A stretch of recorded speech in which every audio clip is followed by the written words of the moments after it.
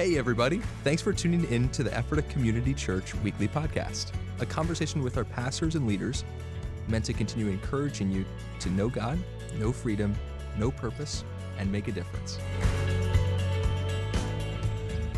Well, hey there, Ephrata Community Church. Welcome to the Weekly Podcast, where we talk about the previous weekend, what happened, the message, as well as look ahead at what's coming down the pike. And with me, Dan Gulnac, today is the one and only Chris Weber. It's good to have you here on the podcast. It's been a while. It has been a while. Chris was away for a few weeks this summer on sabbatical. And so this weekend, though I had the awesome privilege of bringing the message, you were back in the driver's seat as service pastor. You know, one of the things I'm thinking about is, you know, as you stepped away for a while, rested, you're walking back into what we've been living in every single day, you know, in your absence. And I was wondering, as I was thinking about us talking today, you know, what are the things that you're sensing going on in the community, or what was your overall take of like the temperature of what's going on? I'd love to hear that from you. Yeah, thanks for asking the question, Dan. First, it was a great time of rest and retooling that my wife and I and our family really appreciated. We got a chance to visit a lot of other churches, but man, I love this church. I love these people. They're fantastic. So, and I kind of cheated a little bit on sabbatical. I would sometimes pop in the building when I knew no one was here. Sometimes to grab some things, just sometimes to just walk and pray. And so coming back this weekend, I was actually back last weekend, but stepping into service pastoring this weekend, just again reminded of how hungry people are for more of the Lord, and how many people in the community are really just contending for we want more of God in this community, in our church, in their families, in life, and the faith that is resident here among so many people who are expecting so much. And to walk back in on a corporate service like that on a weekend, you almost can't just step back and be service pastor.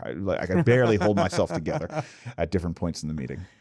Yeah, well, I know that feeling, and I was here the whole time. So powerful weekend. Yeah. We were in this series, bodybuilding. Let's get into shape. We're walking through things. I had the opportunity this weekend to talk about experiences, which is fun. And yes, for those of you that are paying attention, we're going out of order. You'll be all right. We don't have to. We'll still spell shape one way or another. We'll get the letters out. So, it was great. And I think that as I was reflecting on the weekend, the Lord did more with the message than I felt like. If we have this way of saying things around here where it's like there seems to be an exponential response to what we give the Lord, and that's who he is. I mean, you give him loaves and fishes, and look what he multiplies. And so it was a fun time. What were your reflections coming out of the weekend? Yeah, I really appreciate it. And I told you this earlier about how you broke the message into 3 sections. How God can use our defeats or our weaknesses or our troubles, but also our victories. And then went and leaned into God can also use your experiences. And like you highlighted, there was a large response from the congregation on saying like, okay, Lord, I'm going to give you again my weaknesses or my troubles, my defeats. I'm going to give you again my victories and my experiences. And it led into what I thought was an amazing close to the service where people actually responded. I think that's one of the things that Pastor Kevin's been talking to us about a team is how do we increase margin in our weekend services for people to respond, because you can hear the message, but it's different to actually respond to the message that you've heard. Yeah, for sure. So where was I not clear, or where did I leave you with more questions? Oh, Dan, you always leave me with so many questions. So I'm just getting started.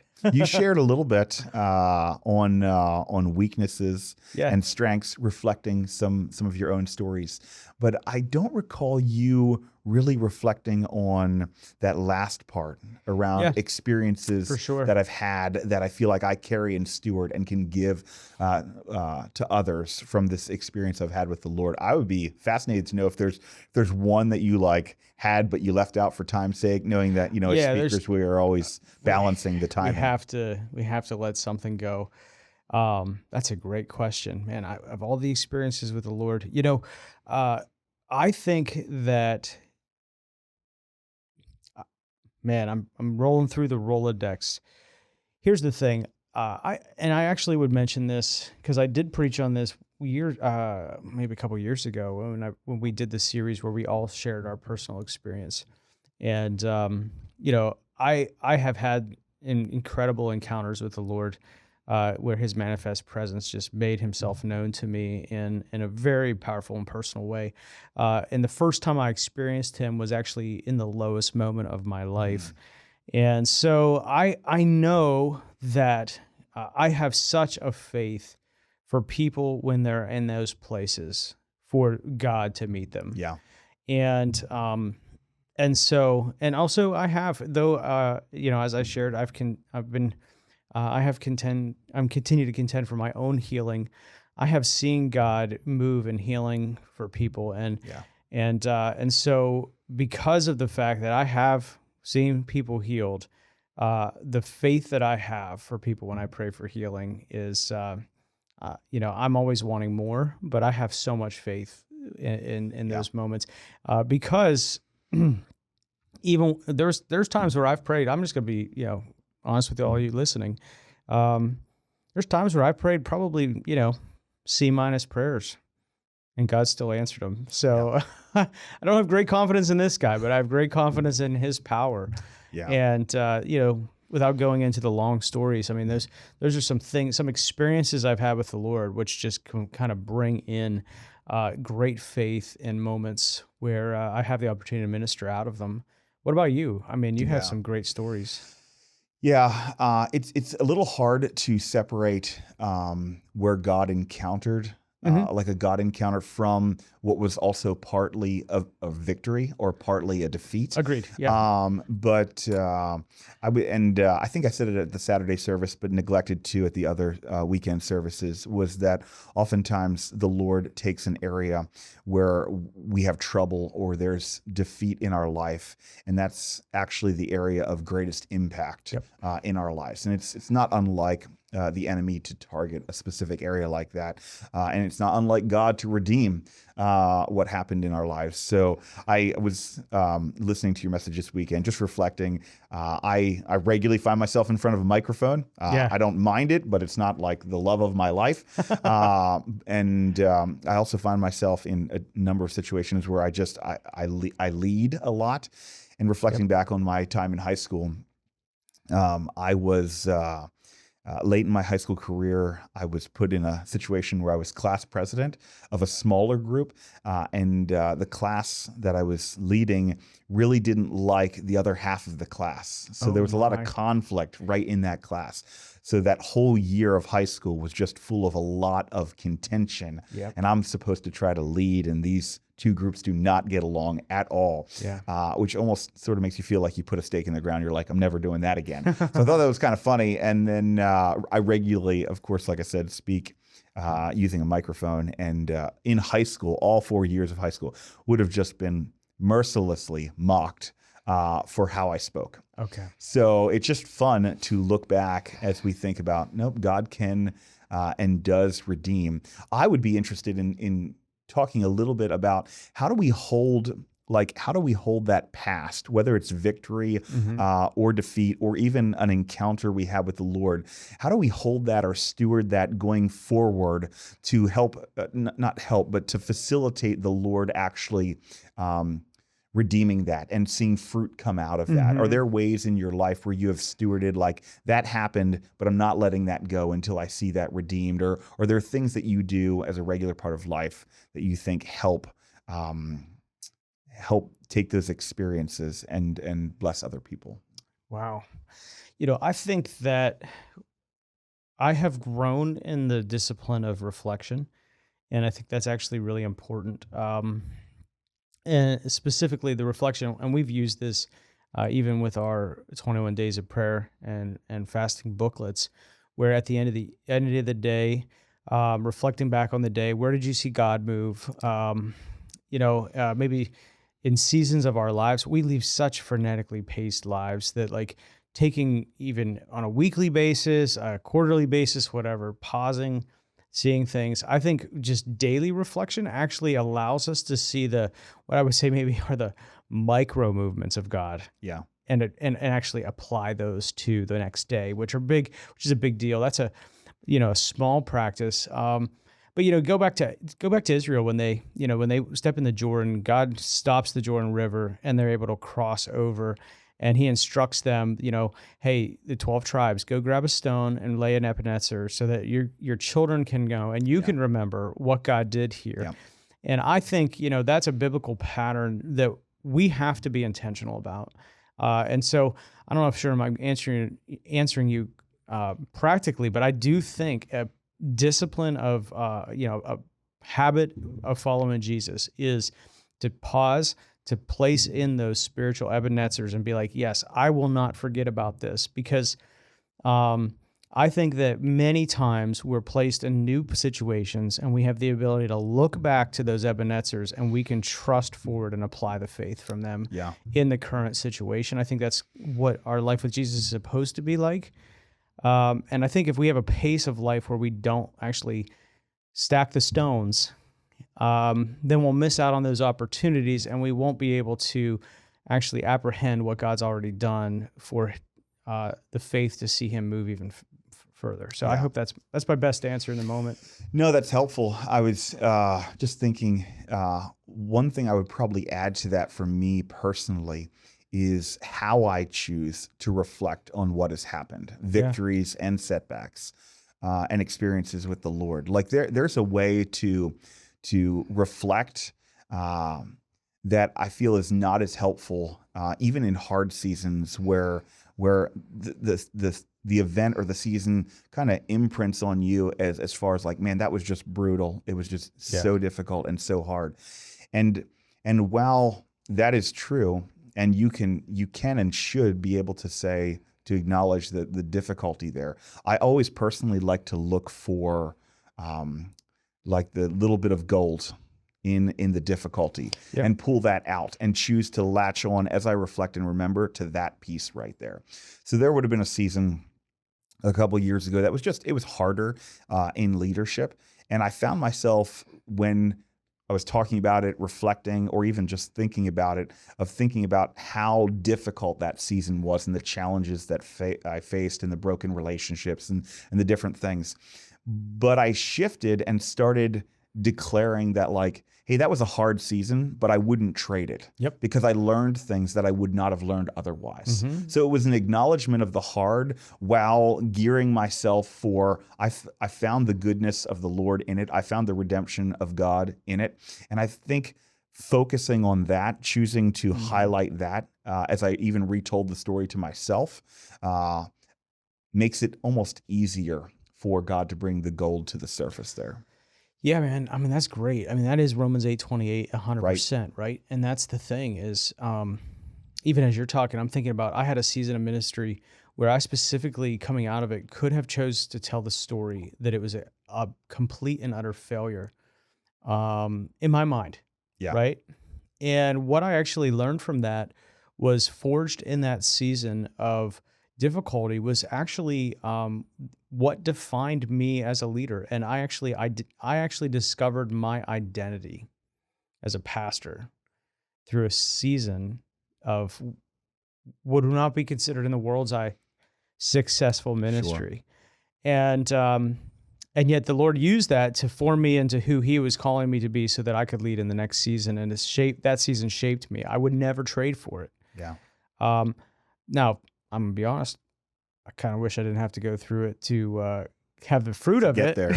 Yeah. But that's not how, but our God knows what he's doing. And he's good that way. And so even that's an Ebenezer where it's like, when I'm in a season of very difficult leadership, my question has shifted to, okay, now what are you teaching me? Yeah. Right. And it's a way to reframe those moments. And so Whether it's a past experience, a victory, experience with the Lord, it's amazing the way He uses them. As I think of the three, I would love to hear your part. As I think about the three, my sense walking into the weekend was, and still is, that maybe our victories are the ones that the victories that aren't necessarily spiritual. So things in business or in our vocational life, are the ones maybe we think are the least applicable to this conversation. Which one would you agree with that? I'm not trying to assume on people, Yeah. but I think, Dan, I think you hit the nail on the head in the weekend service when you talked about, like, I know you, South Central Pennsylvania. Like, yeah, pride is going to keep you from actually taking the victories that the Lord has given you personally and use them to bless others corporately. Yeah. And I thought that was right on. We have a dynamic where almost any boasting is prideful, but biblically speaking, that's not true. right. Paul boasts in the Lord, as you highlighted. So this idea of, no, the Lord's actually given me something and I can share that with you, and that's not prideful, is something we probably all need to grow in. Well, yeah, and as we think about building the body, which is Yeah. where we started this, I think that's one of the benefits of the local church. Yeah. Is, as I highlighted, like, you are sitting in a row next to somebody who may have a victory in something that you're going through right now. Yeah. And if we can be a little bit more, forward with these things, we can really, as a community, build one another up in love. Yeah. And our victories can lead to other people's victories. And so but I do think it's hard. And I do think it's hard you feel like you're boasting, but we have, businesses, for instance, I'll just say this. We have some incredible, as I'm leadership development pastor, I sit with incredible young leaders in their 20s that are starting businesses and working hard in startups and building things up. And we have leaders that have decades of incredible entrepreneurial experience. And it's like, man, if we could try to get them in a room together, but if organically they begin to walk with one another, think about what could happen in the kingdom. Yeah, these are the things that I dream about, I guess I would say. Yep. Yeah. If you want to know what the pastors here dream about, it's actually a body that's ministering the life they've found in Christ personally to each other corporately, and then corporately and individually to the world that they live in, and they go and they work in and they play in, and that is what we dream about. Yeah. At a men's breakfast a number of months ago, I shared a little bit on mentoring and just challenged people, like, hey, mentoring programs are almost impossible because there's so much about dynamics of relational connections and how you connect or click with certain people and don't with other people, that a program is really just very difficult to execute, especially in a larger dating church. Yes, it's like the worst dating app. That's right. So I looked at a room full of men and I said simply, like, hey, if you need something in your life, recognize that you don't have everything you need in and of yourself. That's biblical, and obviously evidence bears that out. I said, look around, find someone else who seems to be thriving in an area you want to grow in, and then simply say something like, hey, you look like you have your marriage, business, finances, relationship, health and fitness together. Could we meet like 2 or 3 times for breakfast? I'll pay for it. Yep. Could we meet 30 minutes before church for over the course of the next 3 months? I'll come with a couple questions. You just seem to have something in your life that I want. Yep. It's that easy. Yeah, it is. I can think of, and personally, I can think of 3 men in particular outside of my father, who obviously made an impact on my life, and I'm thankful for that. I know a lot of people can't tell that story, but I have 3 men in particular, all that I met in church, that came up to me, called something out of me, and said, hey, meet me at this place at this time. I would like to meet with you and talk more about it. And so that's the other side of it, which is, if you have something or you see something in someone, don't be too quick to believe they see it in themselves. Yeah. And I'm who I am today, and I'm able to be the things that I am today because people took time out of their own lives to speak into mine and call things out of me I wouldn't have seen in myself. Yeah, it's really good. And it goes both ways. And it's, man, hopefully you're getting our pastoral heart, man, to see this happening. It already is happening here at ECC, but to see it happening between men and women, young and old, it would just make me a happy man. Yeah, parenting. Yes. Man, there are some of you who you are experts in parenting. Yeah. And others are drowning in it right now, and they just need a word of encouragement and a relationship, and someone to know for a season that they're like, hey, I can talk and I can pull some understanding and some encouragement from them. Could be in your marriage. Man, you think like, hey, this is just normal. You've got a healthy marriage, man. You've got something to give away to others, and it goes about as deep with every topic as you can possibly imagine. And Dan, one last thing, maybe we could highlight. Okay. Unless you had something else on your Go for it, man. But when we were chatting really briefly before we got into this conversation, you got a lot of feedback from this message. Yeah. And and the thought was anyway, you got a lot of feedback from this message. And I think as pastors, we look at a message like this and we say, well, of course, God works redemptively in all the situations of our life, victories and setbacks and just encounters with the Lord, and invites us to use those to care for other people. We kind of slowly, you and I came to an understanding like, we're not sure everybody else feels that way. Right. So reflect a little bit, if you wouldn't mind, on why maybe we feel that way.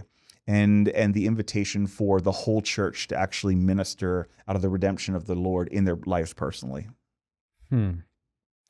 Well, I would say this. I would say there may be for some people that grew up within the church, there may be what I guess I'll call it a historical reflection. Okay. Or reflex, which is, of course, people can use Dan and Chris and Kevin and Heidi and Laura and their pastors, or of course, God can use missionaries and their experiences.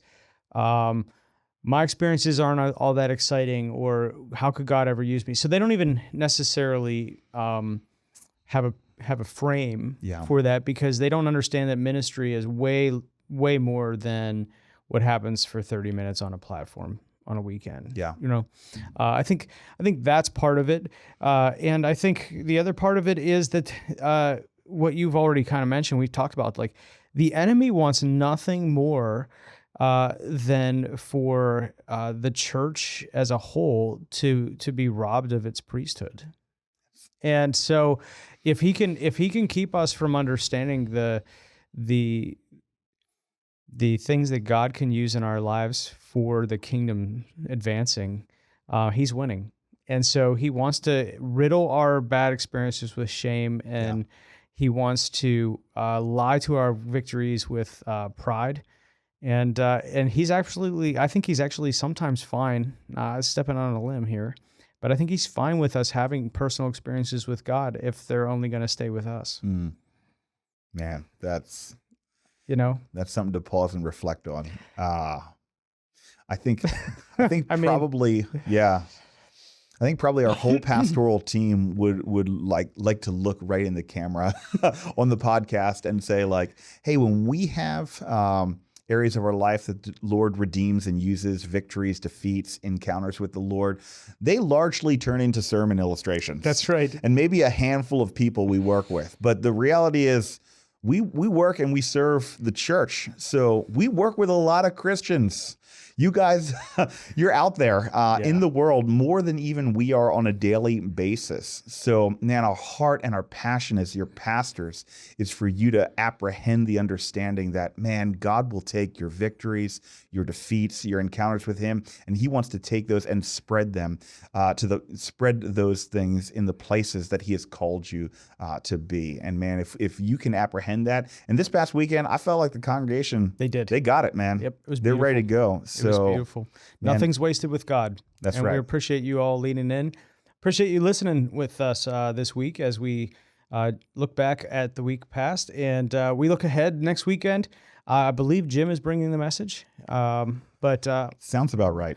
Honestly, not sure. But what I do know is we're going to still be in this series around bodybuilding. Let's get into shape. This has been a fun message series already. We have many weeks left.